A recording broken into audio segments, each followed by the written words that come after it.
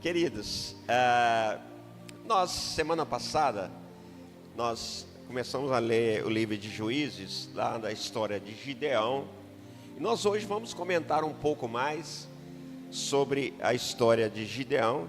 Quero só trazer em memória para os irmãos, lembrar os irmãos, a história do povo de Israel. O livro de Juízes, querido, o que era o livro de Juízes?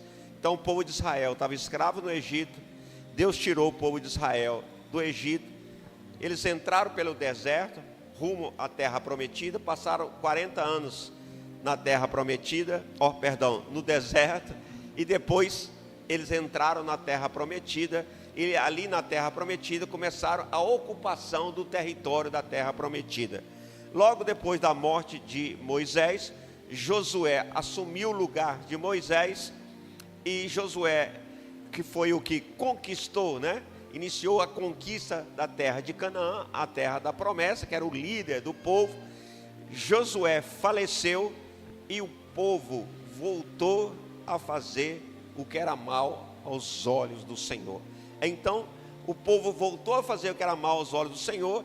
Aí Deus permitiu que o povo de Israel fosse dominado por povos inimigos.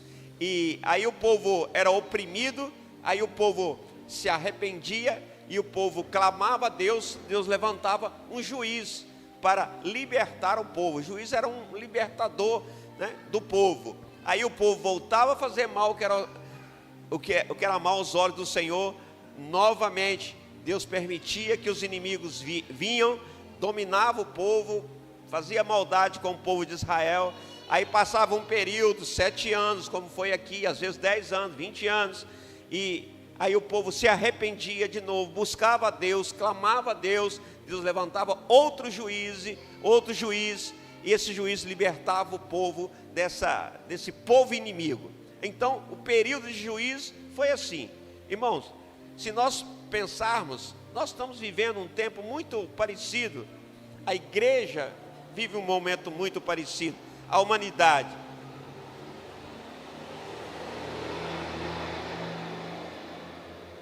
Porque o povo se esquece de Deus, o povo começa a prosperar, o povo começa a viver um tempo de prosperidade, um tempo bom, ele acaba se esquecendo de Deus. Aí vem as provações, aí vem governos autoritários, vem governos que exploram o povo, e aí a igreja do Senhor se lembra e clama ao Senhor para que Deus venha tirar, Deus venha libertar o povo. Só que a igreja, querido, muitas vezes ela não está fazendo este papel dela, que é clamar a Deus. A igreja está sendo oprimida muitas vezes, junto com a nação, às vezes está sendo oprimida, e a igreja esquece o papel fundamental que a igreja tem, a autoridade que Deus deu para a igreja clamar ao Senhor, se arrepender, confessar os seus pecados, porque o pecado chega até a igreja, chega até o povo de Deus, e o povo de Deus está esquecendo de se arrepender, de buscar a Deus.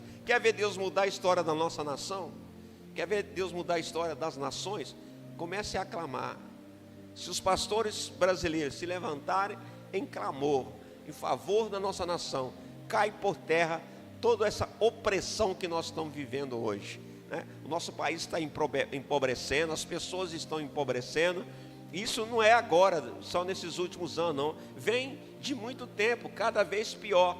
Então, precisa da igreja se levantar em clamor, buscar de Deus, como aconteceu no período de juízo, para que Deus venha libertar, Deus venha mudar a história da nação. O Brasil é uma nação que tem promessa. Então, queridos, eu quero ler com os irmãos, coloca aí, fazendo favor, Juízes 6, versículo 1, foi que nós lemos semana passada, na versão ACF, pode ser na versão ACF. Eu queria muito que você entendesse quantas lições, inúmeras lições, querido, que esse texto, essa passagem bíblica, a vida de Gideão, a vida do povo de Israel, ensina para mim e para você. Inúmeros. Por exemplo, Juízes 6, deixa aí um pouquinho. Olha o que aconteceu. O povo de Israel estava vivendo escravos, no Egito. O Egito, para nós hoje, a Bíblia nos ensina, ela simboliza, tipifica um povo que vive sem Deus. Então, o povo que vive sem Deus vive escravizado, né? Escravo, a Bíblia diz assim, de Satanás, passa a servir a Satanás, são escravos do diabo, são escravos, quer dizer, vive uma vida de escravidão do inimigo das nossas almas, mesmo que não saiba, é a Bíblia que diz, não sou eu, ok? Então, aí Deus entra com providência na vida das pessoas. Vocês estão aqui, eu estou aqui, porque Deus teve misericórdia, enquanto eu vivia na escravidão do inimigo das nossas almas, com nossos olhos tampados, não enxergando, não vendo as coisas de Deus. Deus teve misericórdia e trouxe você aqui para dentro da igreja, trouxe eu para dentro da presença dEle. Nós estamos aqui pela misericórdia de Deus, né? Muitas vezes, na maioria das vezes, porque alguém clamou pela sua vida, pela minha vida. Eu estou aqui, quando Jesus me buscou lá, a igreja estava orando por mim. Alguns irmãos na igreja lá estavam orando e clamando pela minha vida, e Deus teve a misericórdia e me trouxe para dentro da igreja. Depois eu comecei a clamar pela vida da Cláudia, e Deus trouxe a Cláudia. Assim você está aqui hoje, porque alguém clamou pela tua vida, alguém buscou de Deus. Isso nos ensina que nós precisamos estar clamando pelos nossos, porque é certeza, irmão, quando nós estamos clamando pelos nossos cônjuges, nossos filhos, nossos pais, enfim, Deus traz. Eu clamei pela Cláudia, eu entrava em campanha na igreja, que era uma igreja de campanha, entrava a campanha, saía a campanha, entrava a campanha, eu clamava a Deus pela vida da Cláudia, e aí Deus teve misericórdia, e alcançou a Cláudia de uma forma muito, muito especial, porque a Cláudia era tão preconceituosa, né? Ela é tão preconceituosa com os crentes, né? Vamos dizer assim, que ela falava para mim, ela falava assim, eu nunca vou entrar numa igreja de crente. Eu já contei isso aqui para os irmãos. Aí eu entrei numa campanha na igreja, esse nunca dela durou 3 meses, em 3 meses ela estava de joelho na frente do Senhor, chorando e clamando a Deus. Mas só o Espírito Santo pode fazer isso na vida dos nossos. Mas se nós não clamarmos, se nós não persistirmos, se nós não confiarmos, isso não vai acontecer. Porque tem que clamar, sim, tem que persistir, sim, e tem que confiar que Deus vai fazer. Era praticamente, irmãos, era impossível que a Cláudia viesse para estar conosco aqui hoje, por exemplo. Por quê? Pela tradição da família dela, pela tradição, ela nunca viria. O tio dela era padre, que faleceu em pouco tempo. Então, pela tradição, ela nunca viria. E ela disse, eu nunca vou entrar. Então, esse nunca para você, para os seus familiares, você está pensando em alguém que já falou, nunca nem vou lá visitar. Esse nunca, né? Quando fala nunca, aí que Deus gosta, porque Deus é aquele que quebra, né? Quebra a resistência, quebra corações duros. Então, eu tenho certeza, querido, se você exclamar, Deus vai trazer o povo, a sua parentela. E aqui em Juízes, olha só, porém os filhos de Israel fizeram o que era mal aos olhos do Senhor, e o Senhor os deu, ou seja, os entregou nas mãos dos inimigos, né? No caso aqui, os midianitas, por 7 anos. Eu queria lembrar, falei para os irmãos, a prova tem um tempo, viu, querido? Deus permite sim, mas um tempo. Verso 2, aqui foi 7 anos. E prevalecendo a mão dos midianitas sobre Israel, fizeram os filhos de Israel para si, por causa dos midianitas. Agora já vamos entrar um pouco aqui, que a gente acho que pulou na semana passada.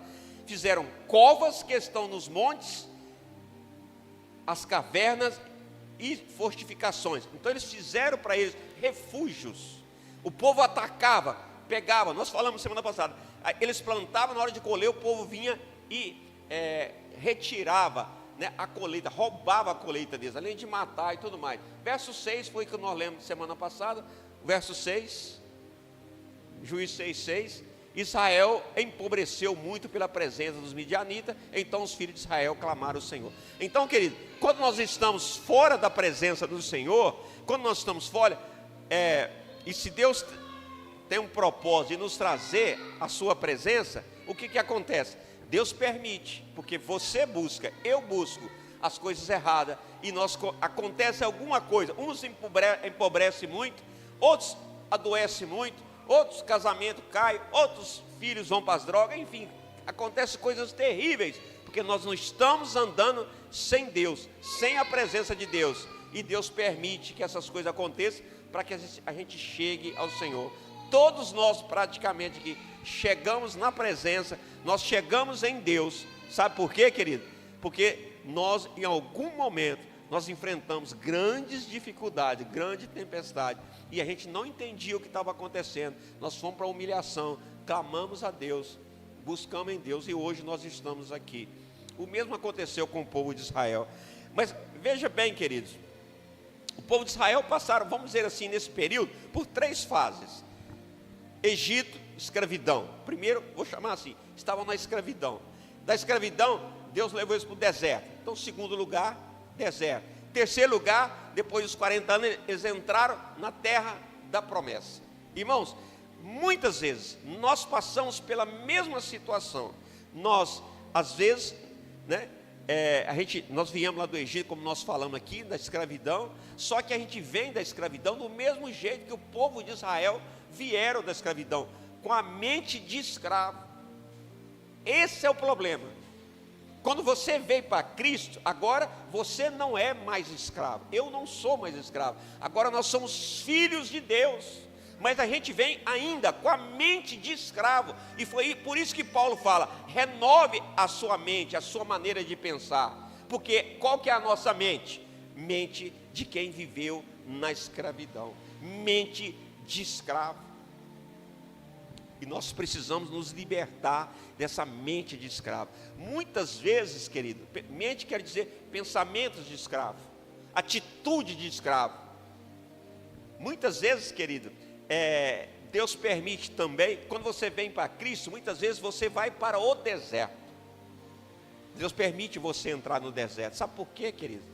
Porque nós precisamos, é no deserto muitas vezes que nós vamos deixando a mentalidade de escravo. É no deserto que nós vamos deixando para trás, querido, a nossa atitude de escravo. Por exemplo, com o pecado. Você vai, quando você está muito na prova, você fica bonzinho, você fica santinho, você fica, às vezes você é arrogante, aí no deserto, né, você fica humilde, né, fica humildezinho. É ou não é no deserto? A gente fica humilde. Então, querido, muitas vezes o deserto é necessário para a nossa mudança de vida, para a gente ser transformado, para a gente amadurecer, para a gente deixar a mente, as atitudes da carne, as atitudes que nós tínhamos lá no mundo, porque no deserto agora nós vamos ouvir a voz de Deus. Foi no deserto que o povo começou a ouvir a voz de Deus. Deus fazia milagres e milagres. É no deserto que nós buscamos em Deus e nós começamos a ouvir a Deus, porque quando a gente está no mundo, a gente não ouve a voz de Deus, faz tudo que não presta, faz tudo errado, mas não ouve a voz de Deus. Deus já te perdoou de tudo de errado que você fez, que eu fiz lá no mundo. Deus já perdoou, mas agora Deus não está te castigando. O deserto não é um castigo de Deus, ele é um castigo quando nós pegamos com a nossa própria mão e entramos no deserto por atitudes erradas. Nós que entramos, mas Deus não quer te castigar, porque quando você entregou a vida para Cristo, o que aconteceu? Você foi perdoado de todos os seus atos errados, seus pecados, mas a sua mente, as suas atitudes e as minhas atitudes precisam ser transformadas, porque você lembra do propósito que nós já falamos? Qual que é o propósito que Deus fez antes da criação do mundo? É para que a gente seja imagem e semelhança de Cristo. Como é que você e eu vamos ser imagem e semelhança de Cristo, que lá no mundo você fazia tudo errado? Quando você tinha um negócio, por exemplo, você mentia no negócio, você enganava no negócio, você passava a perna no negócio, é ou não é? Na pior das hipóteses, não, pastor, era correto, você mentia, e muitos ainda continuam mentindo nos negócios. Irmão, Deus não nos chamou para isso. Então, quando Deus permite você vir no deserto, agora você vai aprender a ser uma pessoa, né, segundo Cristo, como Cristo andou, ser semelhante a Cristo. Deus vai te dar estratégia. Agora você sabe que você não precisa mentir mais. Quando Jesus me resgatou, eu trabalhava numa empresa e era responsável, né, por muitas pessoas, muitas coisas. Aí, antes, quando a pessoa me ligava, eu queria um emprego, aí eu falei, não, aqui não tem serviço. Não, mentia para a pessoa. Não é? Não tem serviço, ou então não sei o quê, arrumava uma mentirinha. Aí e agora? Eu virei cristão, estou na mesma posição, o que eu vou fazer? Eu falei, e agora, Senhor? Se eu falar, não, tem um emprego, mas eu não posso te dar um emprego, você é ruim de serviço, eu podia falar isso para a pessoa, né? Estou dando só um exemplo. Não, querido, aí Deus começou, não se preocupe, Deus começou a me dar sabedoria. A sabedoria vem de Deus, me dá estratégias, para mim que não precisasse mentir, né? Algumas vezes omitia, e algumas vezes não era necessário, Deus dava uma saída, uma estratégia, entendeu? É muito simples, você não está qualificado para o cargo exige outra qualificação, aí eu tinha que colocar uma qualificação no cargo, para que a pessoa pudesse, eu pudesse estar falando a verdade. Então, querido, quando a gente vem para Cristo, nós passamos pelo deserto para você mudar, você para de mentir, e olha, irmão, em Cristo nós precisamos deixar até as mentirinhas, Deus não vai ficar te acusando, você mente lá no seu negócio, você mente lá na escola, você mente lá no seu trabalho, Deus não está te acusando, aqui não é uma aula de acusação, é uma aula de libertação, são instruções que Deus está nos dando de libertação. Agora você não mente mais, você não mente mais, você não engana as pessoas no negócio. Tem pessoas que estão em Cristo há muitos anos, né? E você vai fazer um negócio com ela passa a perna em você.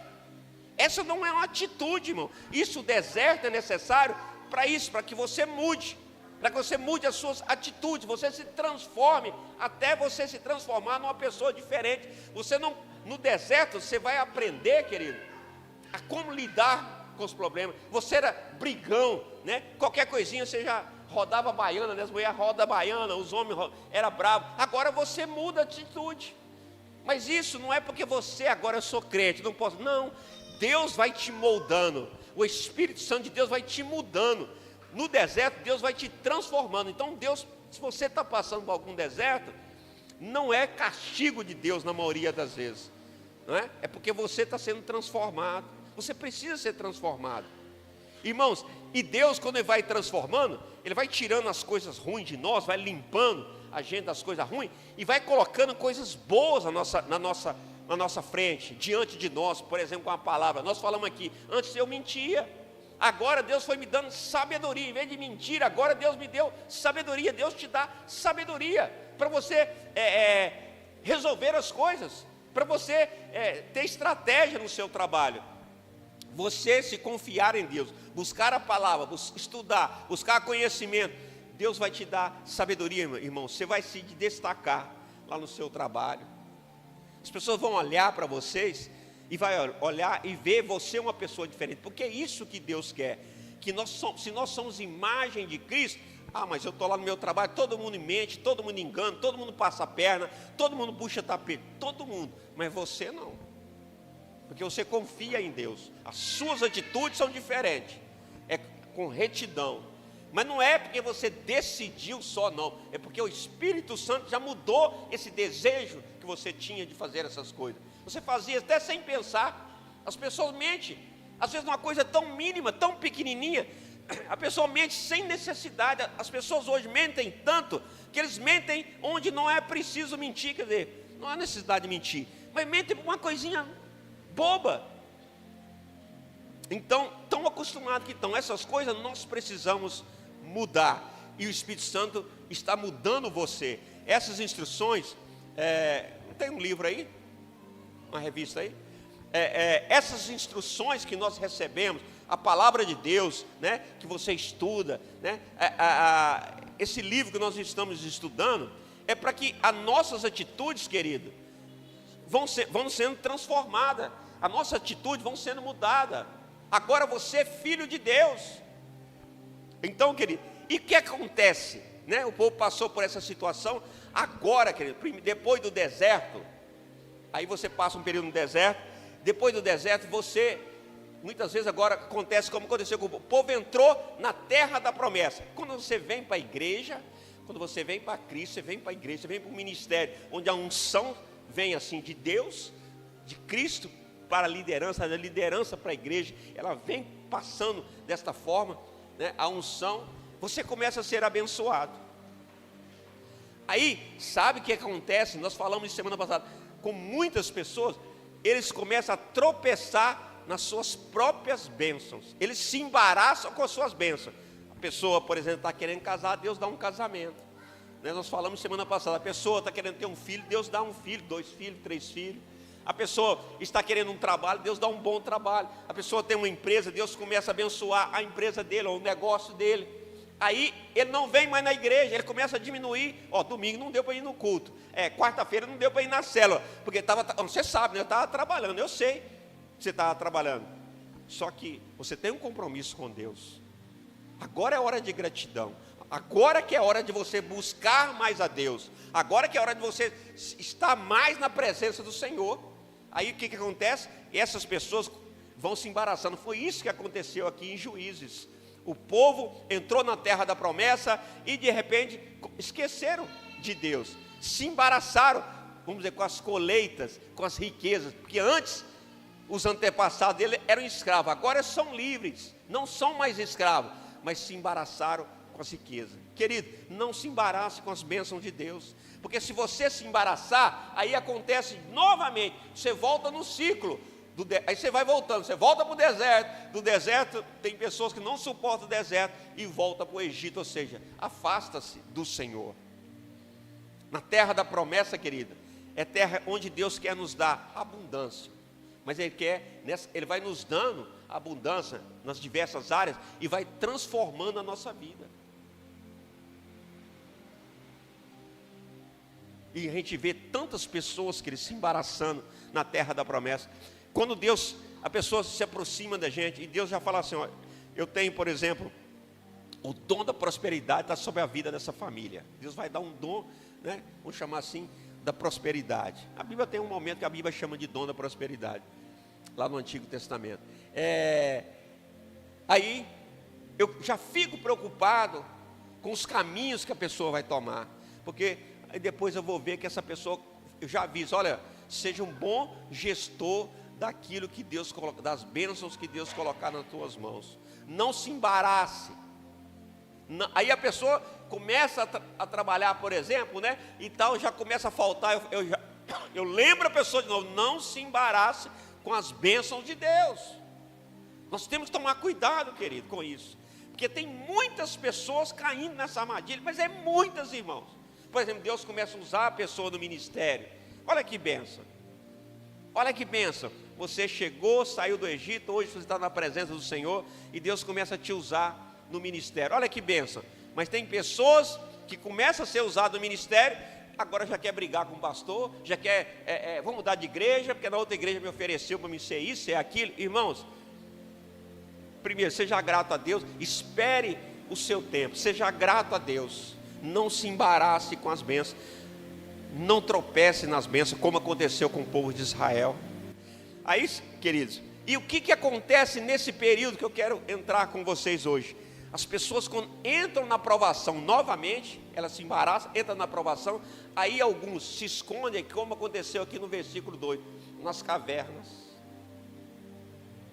se refugiam, criam fortalezas, ou seja, a pessoa passa a defender só os seus interesses, entra no sistema individualismo. Por exemplo, ele está em uma empresa, aí a empresa dele, ele começa a ganhar dinheiro e tal, aí de repente vem uma provação, aí está faltando dinheiro, não está tendo dinheiro para isso, não está tendo para aquilo, para pagar as contas. O que ele faz? Em vez dele orar mais, buscar mais, né, ele fica mais na empresa. Aí ele falou, vou trabalhar dobrado. Aí ele não trabalha só 8 horas, 10 horas, 12 horas, ele quer trabalhar não sei quantas horas, para se enriquecer e para pagar as contas. Mas não é isso que Deus espera. Está com problema? Não estou dizendo para não trabalhar, né? E não trabalhar mais. Primeiro você ore mais, busque mais. Você tem filhos, né? Deus te abençoou com filhos, porque filhos são bênção de Deus. Você foi abençoado, aí o filho começa a dar muito problema, aí você, não, vou cuidar dos meus filhos, meu ministério agora é cuidar dos meus filhos. Não, o seu ministério é fazer a vontade de Deus. O meu ministério é fazer a vontade de Deus. E depois, aí sim, você vai cumprir a sua obrigação de cuidar dos seus filhos, de cuidar do seu lar, de pôr sustento, o homem, principalmente, botar o sustento do seu lar, de educar os seus filhos. Faça isso mesmo, mas não se embarace com isso, porque senão isso vira pedra de tropeço para a sua vida. E foi isso que aconteceu aqui com o povo de Israel. Aí, querido, só que Deus é tão misericordioso, irmãos, que, olha só, eles construíram caverna, eles se refugiam. Quantas pessoas hoje estão dentro das igrejas refugiado de problema, por causa de algum problema? Estão lá na casa deles, a caverna é a casa deles, outra caverna é o trabalho deles, outra caverna é a família dele. Estão enfiados em cavernas, esqueceram de quem abençoou, esqueceram do abençoador, esqueceram de estar na presença de Deus. Aí, querido, já viu tanto de gente que está em depressão hoje? Há tantas pessoas. Isso são pessoas, né, e pessoas dentro da igreja. Os que estão na igreja estão depressivos porque estão se refugiando em caverna, seu próprio pensamento. Cria expectativa de que Deus não prometeu para você. A sua expectativa, a minha expectativa, nós temos falado isso aqui, está na promessa de Deus, no propósito de Deus, na vontade de Deus. Já vi tudo, tem alguém hoje que é dia. Então, queridos, vejam bem. Então, querido, cuidado, porque nesse período a pessoa entra mais no individualismo ainda. Aí que ele não dá oferta mais, aí que ele, sabe, só pensa no problema dele, ele começa a viver só o problema dele. Isso é um refúgio, está se refugiando nos problemas. Olha só como Deus é misericordioso. Você pode ter passado por isso, você pode estar passando assim, mas do mesmo jeito aqui. E o povo clamou e Deus enviou a resposta. Você pode ter passado ou pode estar passando. Você pode ter errado uma vez, 2 vezes, 10 vezes, não importa. Deus, se você clamar, se você reconhecer a sua posição, o seu erro, Deus vai te tirar, vai mudar a tua história. Mas você, querido, precisa crer nisso. E precisa primeiro buscar, reconhecer que você se embaraçou, que você se refugiou. E aqui Gideão, querido, olha só, você olhando assim, você vai ver Gideão, ele, ao mesmo tempo que Israel se embaraçou, e Gideão e a família dele também, Gideão estava aqui, ele estava malhando trigo no lagar. Vou explicar. Ele estava malhando trigo no lugar que era para, vamos dizer assim, que era para pisar em uvas. Lagar é lugar de produção de vinho, de pisar em uva para produzir o suco e o vinho. E ele estava malhando trigo no lugar errado. Quando a gente se refugia, quando a gente entra no deserto e a gente não sabe lidar com o problema, né? Muitas vezes, como nós estamos falando na bênção, você começa a fazer as coisas certas do jeito errado, ou no lugar errado, ou da maneira errada. Ele estava defendendo a família dele lá no lagar, mas malhando trigo. Então, você olha assim, Gideão estava defendendo a família, porque ele era um homem corajoso, ele estava defendendo o alimento da família. Legal, certinho, mas ele estava fazendo as coisas de forma errada. E eles estavam ali porque eles fizeram o que era mal aos olhos do Senhor. Aí, querido, eles se arrependeram. Aí Deus, e quando você está nessa situação, malhando o trigo no lagar, ou seja, fazendo as coisas no lugar errado, eu tenho que trabalhar, pastor. Às vezes você está trabalhando no lugar que Deus não te enviou. Às vezes você está tendo, sei lá, filhos, você está buscando filhos, encher a casa de filhos. Às vezes não é às vezes não é a promessa de Deus para a tua vida. Às vezes a promessa de Deus para a tua vida é, sei lá, para você ter uma outra profissão, ser uma pastora, não sei. Estou dizendo que é incompatível, só estou tentando mostrar para vocês. Às vezes a gente está fazendo a coisa certa, mas no lugar errado ou da maneira errada. E Gideão estava lá, malhando o trigo, querido. Aí, talvez você, quando está numa situação dessa de muito aperto, de angústia, olha só, Salmo 46, 1, coloca aí fazendo favor. Olha só, quando a gente está na angústia, quando a gente está no sofrimento, quando a gente precisa se refugiar, olha o que a Bíblia diz. Deus é o nosso e continua, socorro. Então, onde que você e eu devemos nos refugiar nos tempos difíceis? Em Deus. Volta, deixa lá fazendo favor. Onde nós devemos refugiar, querido? Em Deus. Hoje em Cristo, no Espírito Santo. Olha só, onde que está a nossa fortaleza, a nossa proteção? Não é no trabalho, não é na família. Em primeiro lugar, precisa estar a Cristo. Aí sim, as demais coisas, os demais lugares. Socorro, bem presença na angústia. Então no dia de angústia, aí por exemplo, teve um acidente lá na sua casa. A primeira coisa, a pessoa liga para a polícia, liga não sei o que, nem lembra que Deus existe.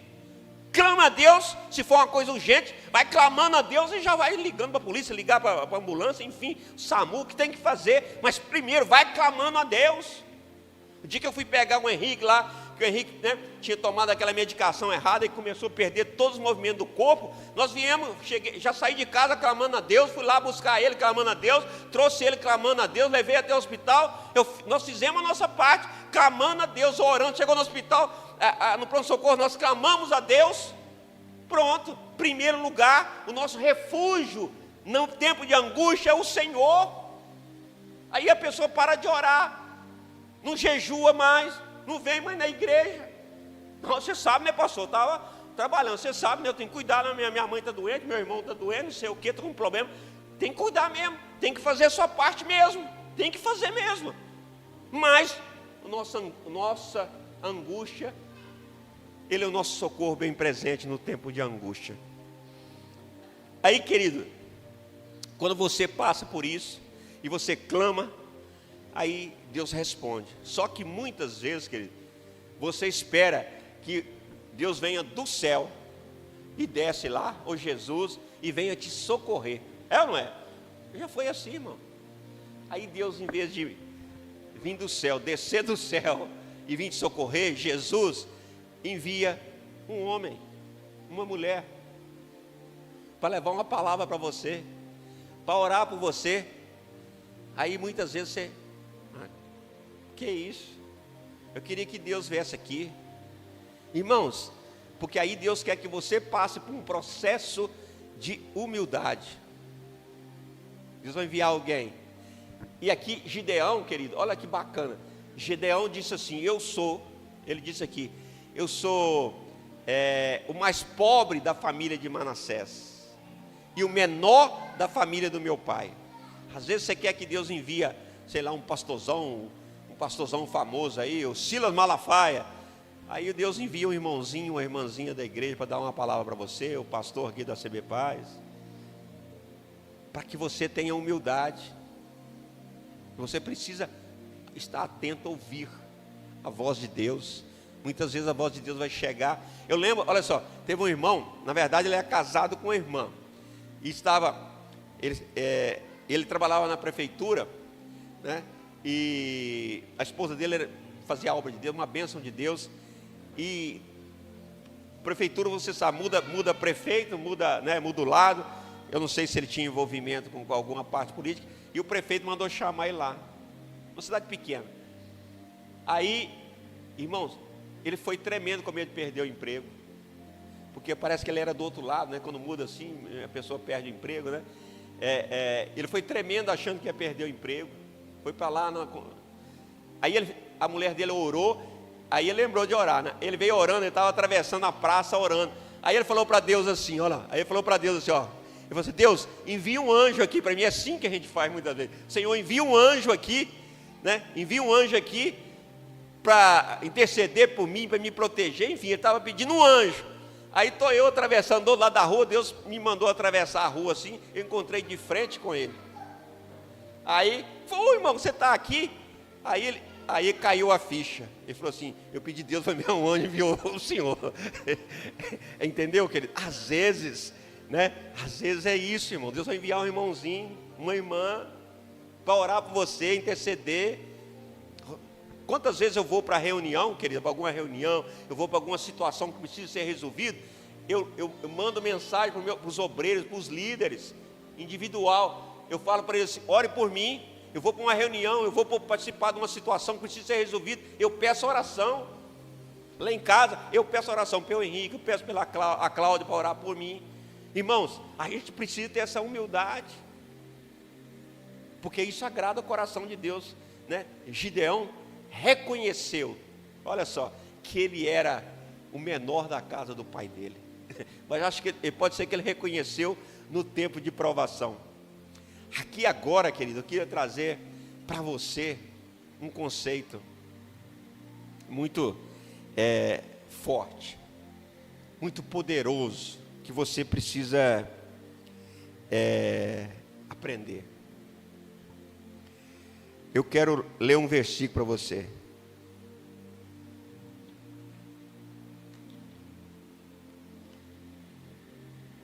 Olha só, Gideão, vamos chegar na história para depois eu trazer o conceito, o fundamento, o princípio para você. Gideão era do povo de Israel, da tribo de Manassés. Ele era da tribo de Manassés. Hoje, nós somos príncipes e sacerdotes da casa do Senhor. Gideão, ele errou, a família deles, eles passaram por toda essa situação, Israel estava passando, e ele estava ali, naquele momento, ele estava trabalhando em prol da família.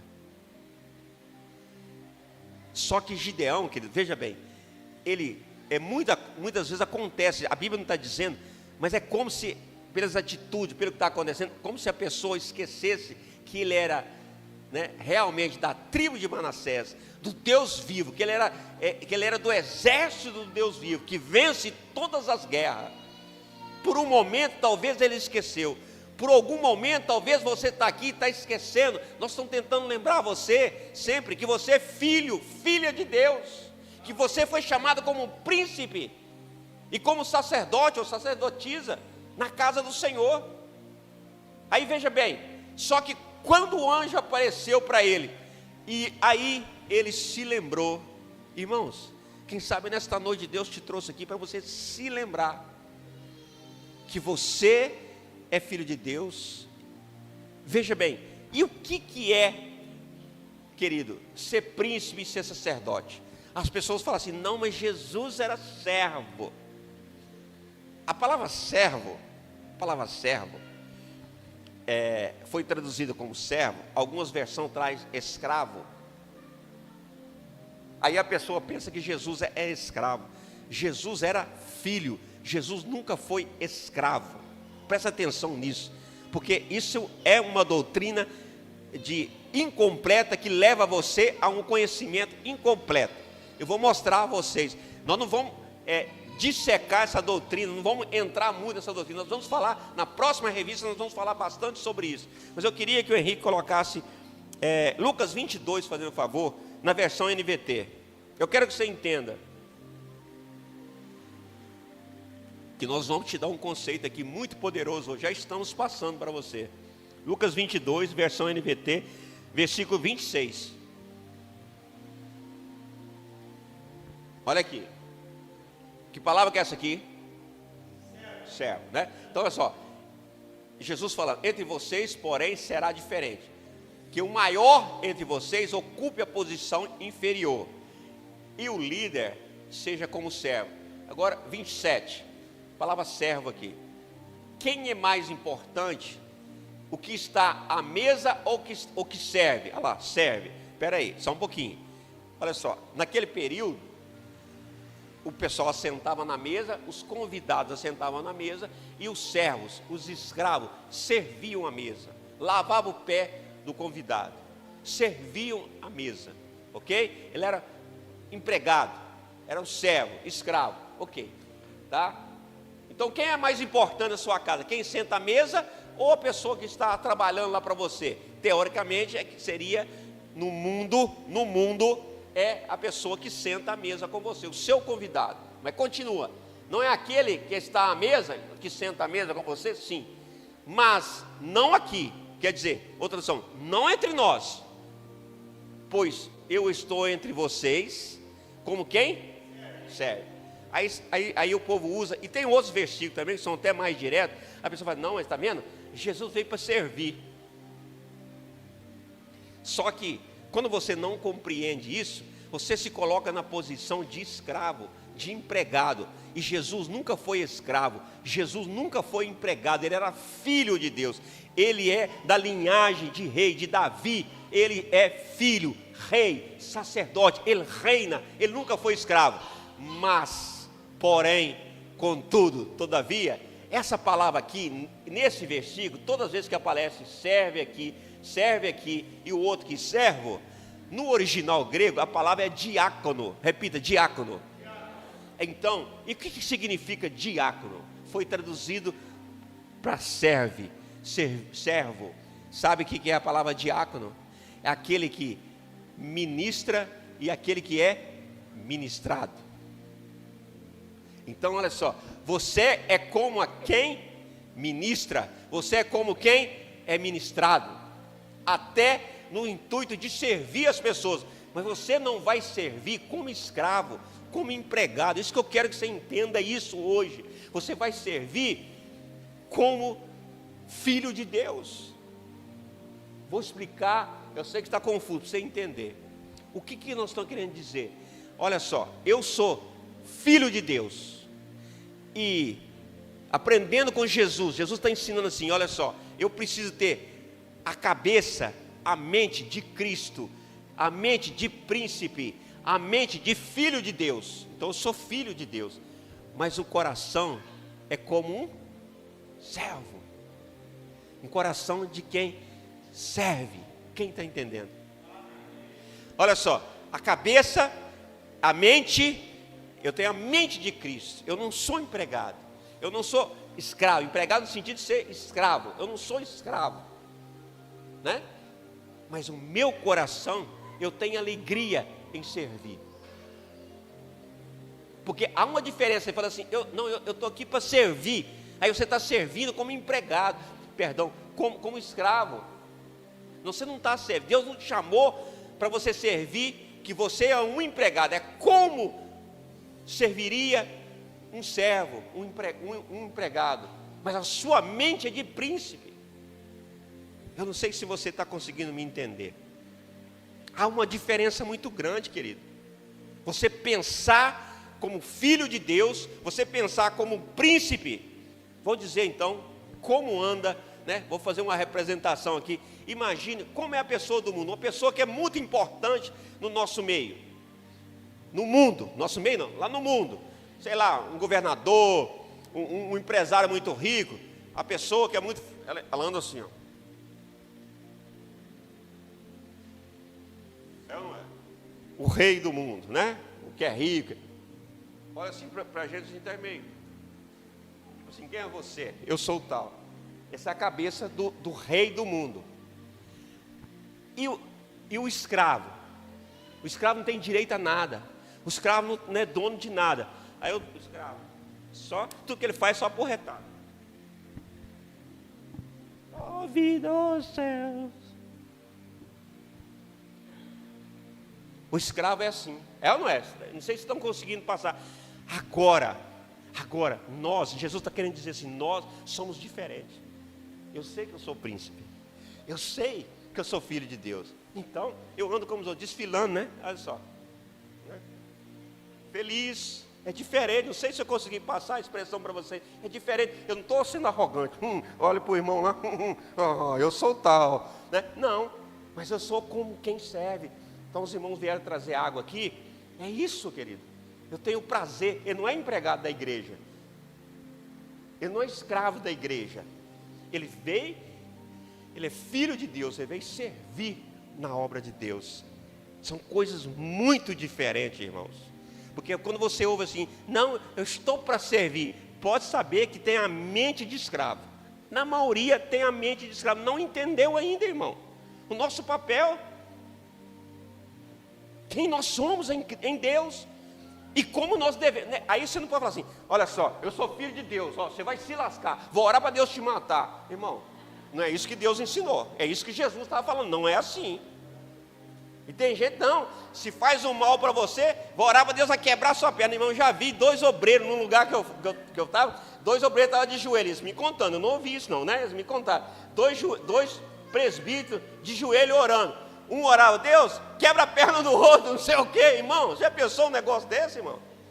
Não entendeu nada do que Jesus estava ensinando. Não entendeu nada.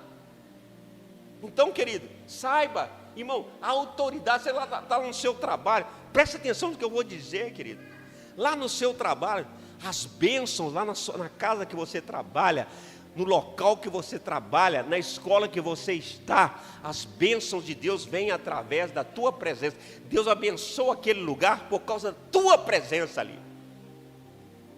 Já cheguei em empresa, irmão, cheguei numa empresa uma vez e de repente, né, começou, eles tiveram uma oferta para exportar, nunca tinha tido oferta para exportar, e eles começaram a exportar para a África até.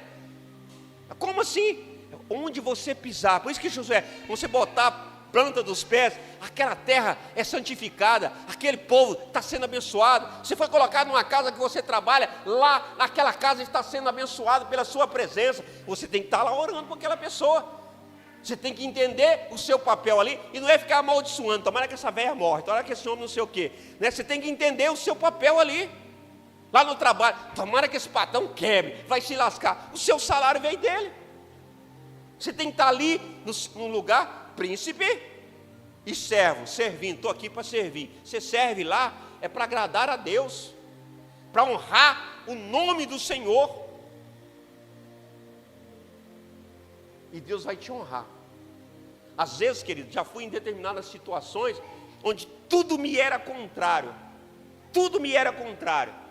E eu estava ali orando, pedindo a Deus. De repente, aquela situação vira. Não foi pela minha capacidade de dialogar ou de vencer uma batalha no diálogo, não.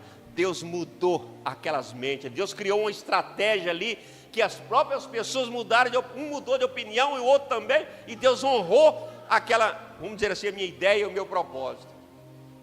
Entenda isso, querido. Confie no Senhor.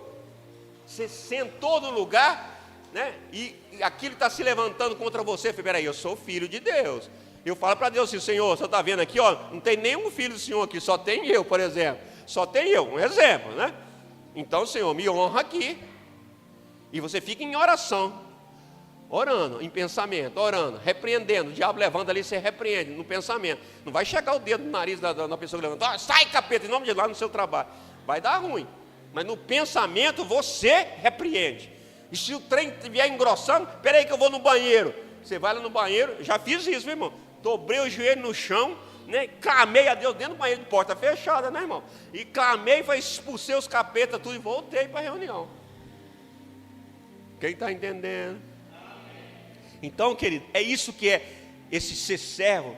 Nós estamos aqui para servir. Deus se alegra com esse serviço, mas a mente de filho, atitude de filho, lá no seu trabalho, lá no seu negócio, lá na sua casa, tem atitude de Cristo, mas serve as pessoas, tem alegria, marido, de ajudar as mulheres, né? Lavando as vasilhas, seja um servo. E a mulher tem alegria de servir o seu marido. Queridos, isso que é atitude. E Deus, o anjo, olha só, aí chegou, você sabe que chegou o anjo e falou com Gideão. Irmãos, agora eu quero te chamar aqui a atenção para um outro propósito, né? Irmãos, seja prudente. Gideão foi prudente. Chega alguém e começa, vou profetizar para você. Deus mandou falar. Espera aí, Gideão foi prudente. O anjo chegou perto dele. Ele falou assim: se é o Senhor mesmo, espera aí. Ele mandou o anjo esperar, irmão. Seja prudente, irmão. A Bíblia diz se o diabo, ele transforma em anjo de luz, para te enganar, para nos enganar, então nós temos que ser prudentes. Ele mandou o anjo, então você espera aí, que como eu vou ali. Ele foi lá, matou um cabrito e trouxe um cabrito para oferecer ao Senhor, e o anjo esperou. Olha a atitude, a mente de príncipe. Quem está entendendo, querido? Aí faz essa prova, irmãos. Tem gente que, não, Deus me deu uma palavra e não, Deus falou comigo que vai me abençoar. Às vezes é tempo de prova, não é tempo de bênção. Cuidado, seja prudente. Seja prudente. Gideão foi prudente, então fez uma prova com o anjo. Espera aí. Aí ele foi lá, trouxe o cabrito, ofereceu um pão sem fermento, né, ao Senhor. Enfim, queridos, ele foi prudente. Um pouco mais na frente, Gideão faz outras provas. Deus, né, fala com ele, ó, vá lá que eu vou entregar os medianitas em suas mãos. Você acha que ele pegou? Foi, irmão. Você acha que ele foi? Ele fez 3 provas com Deus. É isso que eu tenho ensinado para os irmãos. Ele fez 3 provas com Deus. Antes de você ir para uma guerra, antes de você tomar uma atitude muito séria, um trabalho, por exemplo, uma mudança de cidade, alguma atitude muito séria, né? Você precisa fazer pelo menos 3 provas com Deus. Você tem que ter a mente de príncipe. É o Senhor mesmo? É Deus mesmo que está falando? Então eu vou fazer outra prova. Todas as vezes que me consulta, e é uma coisa mais séria, fala, irmão, faça prova, faz 3 provas com Deus. Mas a prova com Deus, se for, tipo, por exemplo, de mudar de cidade, mudar de trabalho, sei lá, uma coisa mais séria, né? Assim, você não vai fazer uma provinha, não. Ó, se der certo, eu vou. Não, isso não é prova não, irmão. Pode até servir como prova, né? Uma das provas. Mas precisa ter uma coisa mais séria. Eu lembro da história do Fábio. Posso contar lá do estacionamento por cima assim? Então, ela para eles vir para cá, mas ainda estavam remoendo. Vem, não vem, vem, não vem, vem, não vem, vem, não vem, aquela história, né? E Deus usou uma pessoa que não sabia nada da vida dele no estacionamento lá da igreja que ele estava, e para falar, entregar algo para eles, que ela é para eles. Como é que foi a história mesmo? Que era para vir embora? Como é que é a história?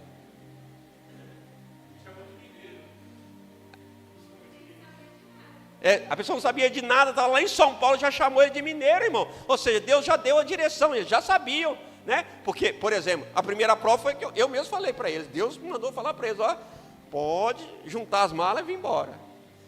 Aí chega a segunda prova, o cara não sabia de nada, e Deus falou com a pessoa lá no estacionamento da igreja, com ele, irmão.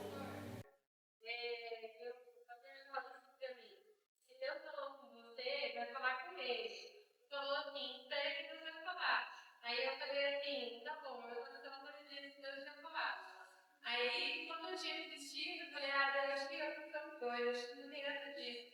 Aí, a gente não estava nem esperando, a gente estava lá no também, da igreja, e ele era no ministério, ele ficava uma vez por mês. Aí, o irmão chegou para ele e falou assim, o irmão gordinho já, mas ele está registrado da igreja muito grande, a gente não já comunicado com ninguém, né? Especialmente ele, que não tinha, né? Aí ele pegou, chamou ele e fez assim, ele virou assim, ficou, aí ele falou assim, estava orando por você, mano, eu oro por todos aqui, eu não estou fazendo agora para mim. Tá vendo, irmão? Você está entendendo o que é prova com Deus? Essa é uma prova. Eu avisei para ela, se Deus falou com ela, tinha que falar com o marido, que é o marido que vai tomar a decisão. A última palavra é dele. Então, irmão, faça prova com Deus nas coisas que você vai fazer. Seu trabalho, vai mudar de trabalho, de emprego, faça prova com Deus. E assim Deus vai te confirmar. Irmão, e as provas, se for uma coisa agora, eu sair de São Paulo para cá, tem que ser uma coisa assim difícil, irmão. A pessoa que nunca viu vai chegar e falar. Agora nós temos que ser prudente, vigilante, porque o diabo manda a gente também. Se vê que você está procurando, o diabo manda a gente para falar. Contrário, é claro, à vontade de Deus. Então, amados, eu vou encerrar nossa ministração de hoje. Então, queridos, seja um Gideão, seja prudente. Se você errou, se refugiou, se refugie em Deus. Na hora das provações, das privações, se refugie em Deus. Defenda a sua família, sim. Você, o homem, precisa defender a sua família. Gideão estava lá, mas dentro da palavra, do jeito certo, no lugar certo, no trabalho certo, porque senão você vai só quebrar a cara. O inimigo vai vir tomar as suas bênçãos. Tenha a coisa certa, mas faça do jeito certo. Irmãos, Deus nos dá direção. Veja bem, eu fui para... Não posso contar aqui. Bom, enfim, querido, Deus nos dá direção. Deus nos abençoa. Deus vai cuidar de você. quando estiver no deserto, querido, tenha paciência. Deus está me castigando porque eu fiz isso. Não, Deus não quer te castigar, irmão. Você acha que se Deus já perdoou os seus pecados, por que vai te castigar novamente? Você que se castiga. Você está igual aqueles povos, né, que fica batendo neles mesmos, né? Não faça isso. O deserto não é para te castigar na maioria das vezes. O deserto é para te transformar numa pessoa melhor, mais parecida com Cristo e mais preparado e preparada também para receber a bênção. Digamos que você tem um chamado pelo ministério.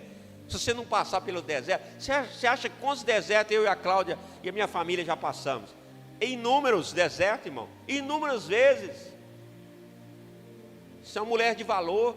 Você pensa, hoje estava contando lá em Canaã, já contei para os irmãos quantas vezes que a Cláudia saía com R$5, irmão, para fazer a feira da semana.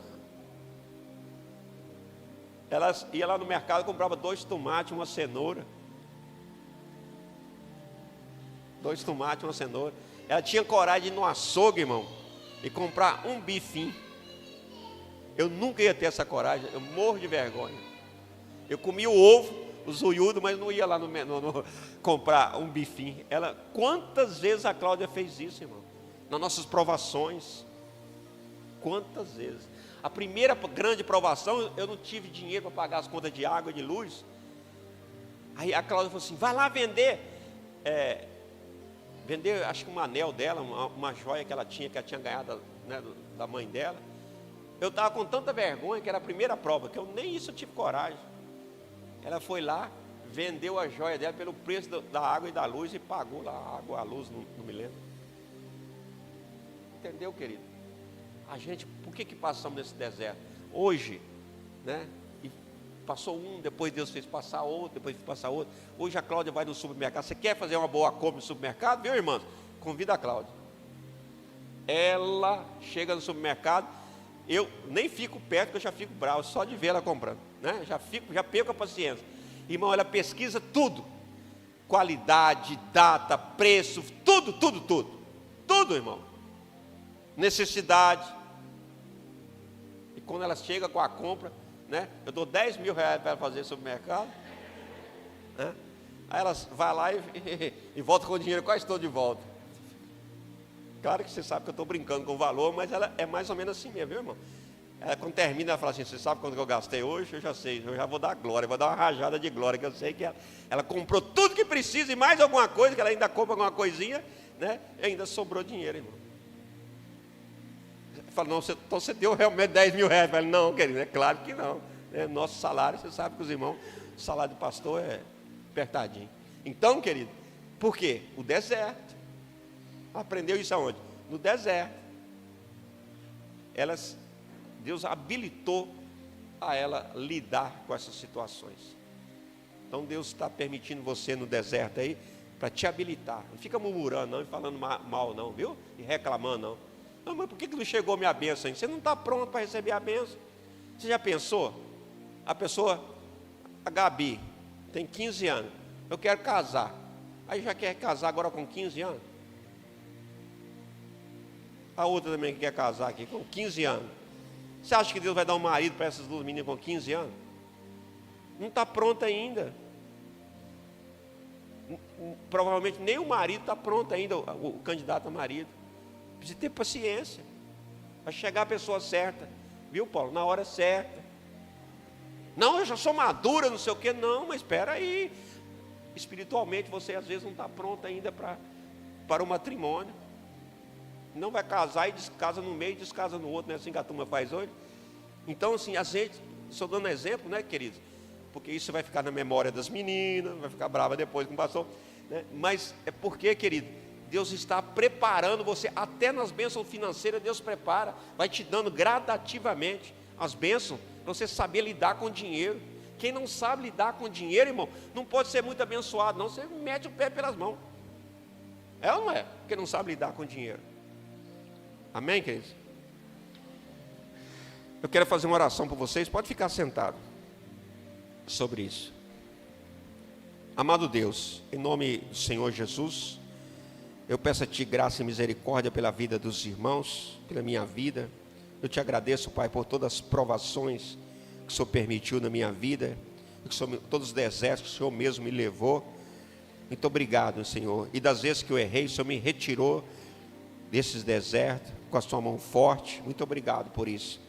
Peço a Ti, Senhor, também que instrua os seus filhos, as suas filhas, em especial as mulheres de hoje, Pai, que estão aqui hoje, as que não puderam estar aqui hoje. Instrua a Tua igreja, Senhor, ó Deus de amor, Deus de poder, para que não venha tropeçar nem no deserto, nem nas bênçãos, querido Pai, e que eles venham aprender a lidar com as Tuas bênçãos, com as Tuas promessas, que no deserto, Senhor, eles venham ser transformados, que eles abram o coração para ser transformados, ao invés de resistir ao Espírito Santo, em nome do Senhor Jesus, que eles não resistam à voz do Espírito Santo, que eles escutem o profeta, que eles escutem quem Deus enviou para ministrar, como eu estou ministrando hoje aqui, como esses dias, como outros ministraram aqui nesta noite, que eles possam escutar a ministração, que eles possam abrir o coração, que eles possam se fortalecer, que eles venham ser bom testemunho aí lá no trabalho, lá na casa deles, na escola, enfim, aonde for, em nome do Senhor Jesus. Papai amado, prospera a Tua igreja, prospera o Teu povo. Quem está esperando porta aberta, abre porta. Quem está aqui esperando, meu Pai, casamento e ter filho, que o Senhor venha abençoar. Enfim, saúde, que o Senhor venha dar saúde em nome de Jesus. A igreja diga